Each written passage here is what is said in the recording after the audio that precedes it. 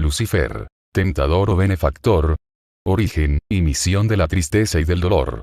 Del libro Cristianismo Rosacruz. De Max Seidel. Si miramos en torno nuestro en este mundo, vemos que no hay hecho más evidente que el expresado por el poeta hebreo. El hombre es de pocos días y estos llenos de infortunios, y naturalmente preguntamos por qué es eso así. El teólogo nos dice que Dios decretó que debíamos sufrir porque nuestros primeros padres pecaron, al ser tentados por el diablo, y entonces trata de justificar a Dios diciendo que en la caída de Adán todos pecamos. Pero ¿por qué comer una manzana como causa debe merecer el castigo del parto doloroso como efecto? Esto ha sido siempre un jeroglífico insoluble para los comentadores de la Biblia. ¿Cómo puede un Dios tan sabio y bueno decretar tanta miseria sobre toda la raza humana por la aparentemente ligera falta de Adán? Esto es tan difícil de comprender que excusa a Roberto Ingersoll hasta cierto punto cuando dice: un Dios honrado es la obra más noble del hombre. Esta anomalía aparente surge, por supuesto, de la falta de conocimientos ocultos y de la consiguiente interpretación materialista que se hace de esa fuente de ocultismo, la Biblia. Para obtener una explicación cierta sobre el dolor y la tristeza, tomaremos primeramente las informaciones ocultistas tan solo, y entonces veremos las luces que da la Biblia. Recordaremos que 4 grandes épocas o edades han precedido a la actual época aria: la polar, la hiperbórea, la lemúrica y la atlante. En la época polar el hombre tenía apenas un cuerpo denso, pobremente organizado. De ahí que estuviera inconsciente e inmóvil como los minerales, que ahora están constituidos así. En la época hiperbórea su cuerpo denso quedó envuelto en un cuerpo vital y el espíritu flotaba fuera. Los efectos de tal naturaleza pueden verse en los vegetales, que están constituidos análogamente. En ellos vemos repetición constante, formación de tallos y hojas en sucesión alternada, lo que seguiría produciéndose ad infinitum de no haber otra influencia. Pero como la planta no tiene cuerpo de deseos separado, el cuerpo de deseos de la tierra, el mundo del deseo, endurece al vegetal y controla su intenso crecimiento hacia arriba en cierta medida. La fuerza creadora que no puede encontrar expresión, haciendo crecer a una planta en particular, busca otra salida, forma la flor y se acumula por sí misma en la simiente, y en esa forma se produce una nueva planta. En la época hiperbórea en la que el hombre se encontraba en parecidas condiciones, su cuerpo vital lo hacía crecer hasta alcanzar un tamaño enorme. El mundo del deseo al obrar sobre él le hacía echar unas simientes semejantes a esporas que, o bien eran apropiadas por otros egos humanos, o eran empleadas por los espíritus de la naturaleza, para formar los cuerpos de los animales que comenzaban a emerger del caos. La oleada de vida superior es la que inicia primero un periodo y es la última que va al caos. Las siguientes oleadas de vida, animal, vegetal y mineral, emergen más tarde y se van más pronto. De esa manera, en la época hiperbórea, cuando el hombre en su constitución era análogo a los vegetales, su cuerpo vital formaba vértebra tras vértebra, y hubiera seguido así si no se le hubiera dado un cuerpo de deseos en la época lemúrica.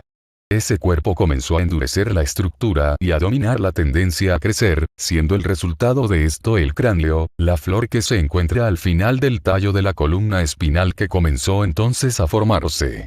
Obstaculizada en sus esfuerzos para construir una forma más grande, se hizo necesario que la fuerza creadora del cuerpo vital buscara otra salida por la cual pudiera hacer seguir creciendo a otro ser humano. Entonces el hombre se volvió hermafrodita, capaz de generar un nuevo cuerpo de sí mismo. En la planta no hay cuerpo de deseo separado, de ahí que no siente pasión. Dirigiendo su órgano de generación, la flor, casta e inocentemente hacia el sol, llena de belleza e inocencia. En el hombre, el cuerpo de deseos individual debe necesariamente producir la pasión y el deseo salvo que esté subyugado por algún medio. Por lo tanto, el hombre figurativa y literalmente, es lo inverso de la casta planta, porque él es apasionado y dirige sus órganos creadores hacia la tierra y se avergüenza de ellos. La planta absorbe el alimento por las raíces. El alimento del hombre entra en su cuerpo por la cabeza. El hombre inhala oxígeno vivificante y exhala el tóxico dióxido de carbono. Este lo absorbe la planta, la que extrae el veneno y devuelve el principio que ha de vitalizar al hombre. Con objeto de controlar la pasión y evitar el abuso de la función creadora, se adoptaron diversas medidas por los guías que tienen a su cargo la evolución. Esta criatura semi-animal del medioevo lemúrico, aunque de horrendo aspecto, eran sin embargo un diamante en bruto, destinado a convertirse a su debido tiempo en el instrumento perfecto y hermoso templo de espíritu interno. Con ese fin necesitaba un mecanismo coordinador, un cerebro y un sistema nervioso capaces de estar regidos por la voluntad, que es la fuerza de que dispone el morador, el ego. Toda la fuerza creadora pudo emplearse para ser usada con ese objeto, pero como el uso continuado de una herramienta la desgasta e inutiliza, se debió inventar un medio para reemplazar los instrumentos inutilizados, cuando el espíritu los abandonaba al morir, y con ese fin se dividió la fuerza creadora de cada ser. A una mitad de la misma se le permitió seguir fluyendo hacia arriba como antes, para que construyera el cerebro y la laringe mediante los cuales pudiera el espíritu gobernar su instrumento y expresarse a sí mismo por pensamientos y palabras. La otra mitad fue dirigida hacia abajo a través de los órganos de generación, para la reproducción. Esta ordenación tiene un mérito más como medio de prevenir los abusos, pues hizo más difícil la generación. Antes de la separación de los sexos cada uno podía crear sin ayuda. Después necesitaron buscar la cooperación de otra persona que poseyera la mitad de fuerza sexual aprovechable para la reproducción. El que el adolescente cambie de voz al llegar a la pubertad muestra la relación que hay entre los órganos creadores y la laringe, como que la mitad de la fuerza sexual es la que sustenta al cerebro.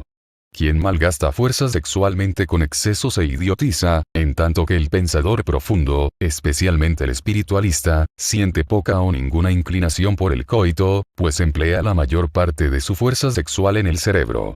Los ángeles trabajaron solos con el hombre en la época hiperbórea, cuando éste solo tenía un cuerpo vital y uno denso, pero en la época lemúrica, cuando se obtuvo el cuerpo de deseos, los arcángeles entraron también en acción para ayudar al espíritu humano infante a controlar sus futuros vehículos. Y neutralizaron el cuerpo de deseos en tal forma que solo era activo sexualmente en determinadas épocas del año. En la última parte de la época lemúrica y al principio del Atlante, el sistema cerebroespinal habíase desarrollado ya suficientemente y se obtuvo el eslabón de la mente, y el ego comenzó lentamente a entrar en sus cuerpos, convirtiéndose en un espíritu interno a mediados de la época Atlante, completamente consciente de su alrededor externo. Antes de que la entrada en los cuerpos fuera completa, especialmente en la última parte de la época lemúrica, la conciencia del hombre estaba dirigida hacia adentro, y era más consciente de los mundos espirituales. Así que el nacimiento y la muerte no existían para él, como tampoco lo es para la planta la caída de una hoja seca. Su conciencia permanecía continuamente en los mundos internos, tuviera o no un cuerpo, pues estaba inconsciente de éste, si bien lo empleaba muy bien, en la misma forma en que nosotros empleamos ahora nuestro estómago o pulmones inconscientemente. En épocas indicadas del año los arcángeles suprimían su influencia restrictiva sobre los cuerpos de deseos y los ángeles reunían a la humanidad en grandes templos donde se realizaba el acto generador, en momentos en que las constelaciones eran propicias. En nuestros días, los viajes de la luna de miel son recuerdos atávicos de esas migraciones con objetos generadores, y muestran una relación con los cuerpos celestes por el hecho de llamarse luna de miel. Una vez realizada la propagación, el cuerpo de deseos quedaba nuevamente neutralizado, y por consiguiente el parto no producía ningún dolor, como sucede actualmente con los animales que se encuentran en condiciones análogas. Este era un estado sin cuidado, pues el hombre extremadamente limitado en su conciencia, era guiado por agentes externos independientes de su voluntad. Si esas condiciones hubieran subsistido, el hombre habría seguido siendo un autómata guiado por los dioses. Nunca hubiera podido convertirse en una inteligencia creadora consciente, que es su destino, hasta que arrojara todos los yugos y trabajara por sí mismo para salvarse. Por consiguiente se enviaron guías provenientes de una evolución más avanzada para dirigir al hombre y despertarlo al conocimiento del mundo material externo, y por supuesto, fueron necesarias ciertas medidas violentas durante edades enteras. A los muchachos se les enseñó a desarrollar la voluntad, que es la contraparte espiritual de su fuerza creadora positiva. Se les hacía llevar inmensas cargas y fortalecer sus brazos por la voluntad. Se los obligaba a luchas brutales. Se quemaban y atenaciaban sus cuerpos, o se los empalaba, etc., con objeto de despertar al ego a la conciencia del mundo externo. A las muchachas se las llevaba a inmensas selvas vírgenes, de vegetación lujuriante y gigantesca, que brotaba del suelo húmedo y ardiente. Se las exponía a la fuerza de las horrendas tempestades e inundaciones de la Lemuria y se les hacía contemplar las erupciones volcánicas, cosa que les producían imágenes ante su visión interna. De parecida manera observaban las luchas de los muchachos con objeto de desarrollar su imaginación. La imaginación es el polo espiritual de la fuerza negativa, que refleja las escenas del mundo externo como imágenes ensoñativas ante la visión o conciencia interna, y de esta manera las mujeres fueron las primeras que se dieron cuenta de la existencia del mundo físico y del cuerpo denso, y entonces comenzaron a predicar el evangelio del cuerpo a los hombres, a quienes hablaron de esa su obscura percepción de la existencia física. Algunos de entre nosotros están ya sintiendo el alma y tratando de predicar el evangelio del mundo espiritual en el que el espíritu vive, y se encuentran, con incredulidades y ridículos semejantes a aquellos con los que se encontraron las mujeres lemures cuando trataban de convencer a sus coterráneos de que tenían un cuerpo denso. Entre las observaciones que hicieron esas videntes estaba el hecho de que a veces el hombre perdía su cuerpo, desintegrándose éste. Los seguían viendo como antes en el mundo espiritual, pero habían dejado la existencia material, y esto las confundía. No podían obtener información alguna sobre el asunto de los ángeles, pues si bien estos obraban sobre el cuerpo denso, no lo hacían directamente sino que empleaban el cuerpo vital como transmisor y no podían hacerse comprender de un ser que razonaba cerebralmente. Los ángeles obtienen su conocimiento sin razonar, porque irradian todo su amor en su obra, y la sabiduría cósmica fluye en ellos como recompensa. El hombre también crea por amor, pero es egoísta. Ama porque desea la cooperación en la generación, porque solo exterioriza la mitad de su fuerza creadora, conservando la otra mitad egoístamente para sustentar su propio órgano mental, el cerebro, y también usa esa mitad con egoísmo para pensar porque desea conocimientos. De ahí que tenga que trabajar y razonar para obtener la sabiduría, pero a su debido tiempo llegará a un estado muy superior al del ángel o del arcángel. Entonces habrá pasado más allá de la necesidad de los órganos creadores inferiores. Creará por medio de la laringe, pudiendo hacer su verbo carne. En aquel estado la mujer no podía razonar tampoco, porque la mente fue dada por los poderes de las tinieblas y era obscura, y antes de que pudiera emplearse para correlacionar los hechos era necesario que se iluminara. Únicamente después que se hubo hecho esto pudo el hombre arrojar la luz de la razón sobre sus problemas. Aquí oímos hablar por primera vez de Lucifer, el dador de luz, quien habla a la mujer y la ayuda a resolver el enigma mostrándose como con la ayuda del hombre podía ella ejecutar la función creadora independientemente de los ángeles, pudiendo suministrar así cuerpos a los que los hubieran perdido, evadiéndose también de la muerte. Y él pregunta si Dios les había prohibido comer de los árboles, y le contestan que se les había prohibido comer del árbol del conocimiento del bien y del mal, bajo pena de muerte. Que el árbol del conocimiento es una expresión simbólica de la función generadora, se hace evidente si recordamos cuán limitada era la conciencia del hombre en ese entonces.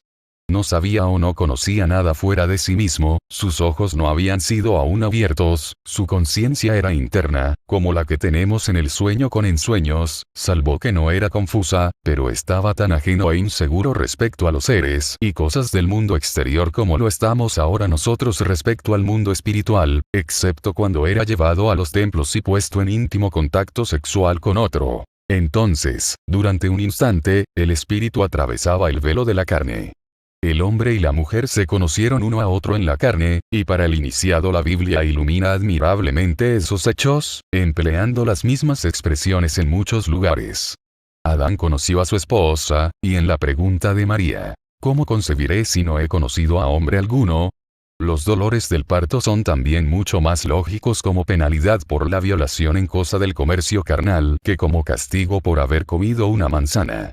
La serpiente dijo, vosotros no moriréis en verdad, porque Dios sabe que el día en que comáis de él, el árbol, vuestros ojos se abrirán y seréis como dioses, conociendo el bien y el mal. Este último era entonces desconocido para el hombre. Obrando según ese consejo, la mujer obtuvo la cooperación del hombre y mediante el poder de la voluntad libertaron sus cuerpos de deseos.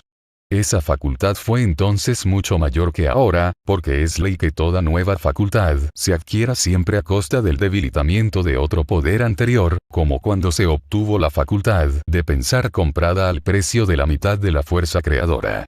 Entonces el poder de la voluntad humana era tal que el miedo de Dios de que el hombre comiera también del árbol de la vida y se hiciera inmortal estaba ampliamente justificado, pues se habría así asegurado la posesión del secreto de renovar el cuerpo vital así como el denso, y hubiera podido crear un cuerpo y vitalizarlo para siempre. Entonces no hubiera habido en verdad evolución alguna, porque el hombre no sabía entonces, como no lo sabe tampoco ahora, construir un cuerpo perfecto, y esto hubiera sido la mayor de las calamidades posible.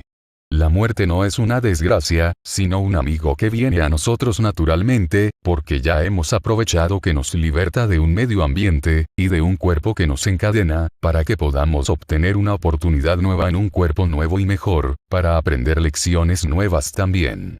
El uso ilimitado de la función sexual tuvo por resultado hacer al hombre más y más consciente de su cuerpo, sus ojos se abrieron, y su atención fue enfocándose más y más sobre el mundo físico, hasta que por grados llegó a olvidar los mundos superiores, y muchos han llegado hasta a no creer que hay un espíritu inmortal en el hombre. Para ellos, la muerte es por supuesto, una desgracia terrible, una horrenda calamidad, a pesar de todas las afirmaciones, porque creen en la aniquilación. Así que aunque la palabra de Lucifer era verdad, y se podían crear nuevos cuerpos, la palabra del ángel era más verdadera todavía, porque en realidad no hubo muerte hasta que el hombre perdió la conciencia de los mundos espirituales. En cuanto a la maldición, con dolores parirás a tus hijos, no es una maldición absolutamente, sino la simple indicación de los efectos que resultarían inevitablemente del abuso ignorante de la función creadora. Mientras ésta se efectuó bajo la sabia dirección de los ángeles, en ciertas épocas del año, cuando las fuerzas cósmicas provenientes de los planetas eran propicias, el parto se realizaba sin dolor, pero el hombre ignoraba esos factores, y de ahí que de la transgresión resultara el sufrimiento. De esta forma se obtuvo el cerebro y el órgano vocal a costa de la mitad de la fuerza creadora. El habernos libertado de la dirección de los ángeles, el poder de iniciar la acción para elegir el bien o el mal y la conciencia del mundo material, son nuestros, a costa de la tristeza, del dolor y de la muerte. Pero todas las cosas trabajan para el bien en el reino de Dios, el mundo. Aun lo que es malo se transmuta mediante la sutilísima alquimia espiritual en sucesivos escalones de un bien superior, el que no habría podido realizarse sin aquel. Habiendo sido desterrado del jardín del Edén, la región etérica, aprendiendo a conocer el mundo material, a consecuencia de los repetidos abusos sexuales que fijaron su atención aquí, aumentó el uso del cuerpo de deseos, el que endureció al cuerpo denso y éste comenzó a necesitar alimento y bebida. De esta manera el ingenio del hombre quedó limitado en parte para la creación del cuerpo y su sustentación.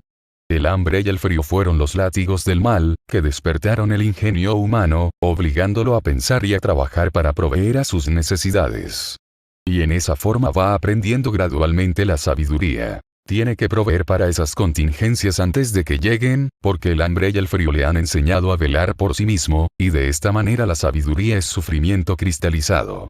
Cuando consideramos serenamente nuestras tristezas pasadas y extraemos de ellas las lecciones que contienen, se tornan para nosotros en minas de sabiduría y en indicadoras de futuras alegrías, porque de ellas aprendemos a dirigir nuestras vidas con rectitud, y a dejar de pecar, porque la ignorancia es pecado y el conocimiento aplicado es la salvación, la única salvación. Esto parecerá ser una afirmación gratuita, pero si tratamos de probarla por medio de la meditación, encontraremos que es absolutamente cierta y tan demostrable como que 2 y 2 son 4. En cuanto a la pregunta, ¿quiénes son esos lucíferes? Porque aunque la Biblia solo parece hablar de una persona, eso es un error, lo mismo que cuando habla de Dios en singular en el primer capítulo del Génesis, son una clase de seres que alcanzaron un estado evolutivo, muy superior al de nuestra humanidad, en el periodo lunar, pero que no llegaron al desarrollo obtenido por los ángeles. Son semidioses, y no pueden tomar un cuerpo denso como el hombre. Pero tampoco puede adquirir experiencias en la forma en que lo hacen los ángeles. necesitaban un cerebro y una médula espinal, así que cuando el hombre hubo construido ese instrumento, lo urgieron a que hiciera uso de él para aprovecharse ellos mismos. En ese tiempo la naciente conciencia del hombre estaba dirigida hacia adentro, y veía sus órganos internos, construyéndolos con la misma fuerza que ahora dirige al exterior para hacer casas, buques, etc., y los músculos externos de su cuerpo, así que la mujer que era la que se había desarrollado más en esa dirección, por tener su imaginación ya ejercitada, vio la inteligencia encarnada en su serpentina médula espinal, y en un estado posterior, cuando el hombre recordó esa experiencia, le pareció que lo más semejante a lo que quería indicar era una serpiente. Se ve esta idea en toda la Biblia. En Isaías 14 se le llama Lucifer, la estrella del día, rey de Babelón, puerta del sol, ciudad situada sobre 7 colinas, que dominaba todo el mundo. Allí la humanidad cesó de obrar al unísono y se separó en varias naciones guerreras. Fue la simiente de todos los males imaginables y se le llama ramera en la Revelación, donde se describe su caída. Como suprema antítesis oímos hablar de otra luz del mundo, una brillante estrella matutina, la verdadera luz, Lucifer, que se levantará después de la caída de Babilonia y reinará para siempre en la ciudad de paz, Jerusalén, que es llamada la novia. Viene del cielo y tiene 12 puertas, que nunca se cierran, aunque el inestimable árbol de la vida esté dentro. No hay iluminación externa alguna. La luz está dentro y no hay noche. Ciertamente es una ciudad maravillosa, y la mayor antítesis imaginable de la otra. ¿Qué significa eso? Ya que toda interpretación literal está fuera de discusión en ambos casos. Admitiendo que la ciudad de Babilonia haya existido, no era literalmente como se describe, y la futura Nueva Jerusalén es contraria a todas las leyes de la naturaleza tal como las conocemos. Esas dos ciudades tienen que ser, pues, simbólicas. Con objeto de descubrir su significado, consideremos que esas ciudades están situadas sobre 7 colinas o montañas, posición que ofrece ventajas especiales para la observación. Moisés fue a la montaña y vio yo, así como en el monte de la transfiguración. Daniel compara a Babilonia con la cabeza de la imagen que Nabucodonosor vio en un sueño, y en la cabeza humana hay 7 puntos de observación: 2 ojos, 2 oídos, 2 fosas nasales y una boca. Sobre estos está el cerebro, en el que el dador de luz la razón dirige el pequeño mundo, el microcosmos, así como el gran dador de luz, Dios, dirige al macrocosmos. La razón es producto del egoísmo, pues está generada por la mente proporcionada por los poderes de las tinieblas, en un cerebro formado egoístamente por la mitad de la fuerza sexual y estimulada por los egoístas lucíferes siendo, por consiguiente, la simiente de la serpiente, y aunque sea transmutable en sabiduría mediante el dolor y la tristeza, debe dar lugar a algo superior. La intuición, que significa enseñanza o conocimiento interno. Esta es una facultad espiritual, presente en todos los espíritus, encuéntrense funcionando en un cuerpo masculino o femenino, pero se manifiesta mucho mejor en un organismo femenino, porque en él la contraparte del espíritu de vida, el cuerpo vital, es masculino, positivo, y la intuición, la facultad del espíritu de vida, puede por consiguiente, llamarse apropiadamente la simiente de la mujer, de donde surgen todas las tendencias altruistas mediante las cuales todas las naciones van agrupándose lenta, pero seguramente, formando una fraternidad universal de amor, sin tener en cuenta la raza, el sexo o el color. Este cerebro nuestro, sin embargo, no es en conjunto homogéneo, sino que está dividido en 2 mitades, y los fisiólogos saben muy bien que usamos principalmente uno de esos hemisferios cerebrales, el izquierdo. El hemisferio derecho del cerebro está activo en parte. El corazón está también en el lado izquierdo del cuerpo, pero está comenzando a dirigirse hacia el lado derecho. El cerebro derecho está también haciéndose más y más activo, y a consecuencia todo el carácter del hombre aparece distinto. El lado izquierdo está bajo el dominio de los lucíferes y produce egoísmo, pero el ego adquirirá más y más dominio conforme el lado derecho del cerebro vaya adquiriendo el poder de actuar sobre el cuerpo como juicio justo o recto. El que se está produciendo un cambio en el corazón, que lo convierte en una anomalía, en un enigma, no tiene nada nuevo para los fisiólogos. Tenemos 2 clases de músculos. Una clase de ellos está bajo el dominio de la voluntad, por ejemplo, los músculos del brazo y de la mano. Estos son estriados a lo largo y a lo ancho. Los músculos involuntarios, que tienen a su cargo las funciones que no están bajo el dominio de la voluntad, que no pueden moverse a impulsos del deseo, solo están estriados a lo largo. El corazón es la única excepción. No está bajo el dominio de la voluntad ni del deseo, y sin embargo está comenzando a mostrar fibras transversales como los músculos voluntarios. A su debido tiempo esas estrías latitudinales se desarrollarán plenamente y el corazón quedará bajo nuestro control. Cuando llegue ese momento podremos dirigir la sangre hacia donde queramos enviarla. Entonces podremos negarnos a dejar ir la sangre al hemisferio izquierdo del cerebro, y Babilonia, la ciudad de Lucifer, caerá. Cuando la sangre vaya afluyendo al cerebro derecho iremos edificando la nueva Jerusalén, y ya nos estamos preparando para ese momento al construir las estrías latitudinales del corazón mediante ideas altruistas o, como en el caso de los discípulos, enviando las corrientes sexuales a través del sendero derecho del corazón. Recordaremos que los querubines fueron los que despertaron el espíritu de vida, el asiento fuente del amor divino cuya sombra es el cuerpo vital, el medio de la propagación, y cuando el hombre quedó desterrado de la región etérica, el jardín del Edén, con sus 4 corrientes etéricas, debido al mal uso de la fuerza sexual, se presentaron los querubines ante él con una espada de fuego. El debido uso de la fuerza sexual construye un órgano que dará al hombre la clave de los mundos internos y le ayudará a crear por medio del pensamiento. Entonces cesarán el dolor y la tristeza, y habremos entrado en el sendero que conduce a la ciudad de la paz, Jerusalén. Lemuria pereció por el fuego y terribles cataclismos volcánicos, surgiendo en su lugar la Atlántida. En su momento esta quedó sepultada bajo las aguas dando lugar a Ariana, la tierra que vemos en nuestra actual época aria, pero que pronto pasará. Las salamandras están empezando a avivar los fuegos de la fragua, para hacer un nuevo cielo y una nueva tierra, que la escuela ocultista occidental llama la Nueva Galilea. En las primeras 2 épocas el hombre desarrolló un cuerpo y lo vitalizó. En la época lemúrica desarrolló el deseo. En la época atlante produjo la astucia. Y el fruto de la época aria es la razón. En la Nueva Galilea la humanidad tendrá un cuerpo mucho más fino y etérico que ahora, la tierra será transparente también y como resultado esos cuerpos serán más permeables a los impactos espirituales de la intuición.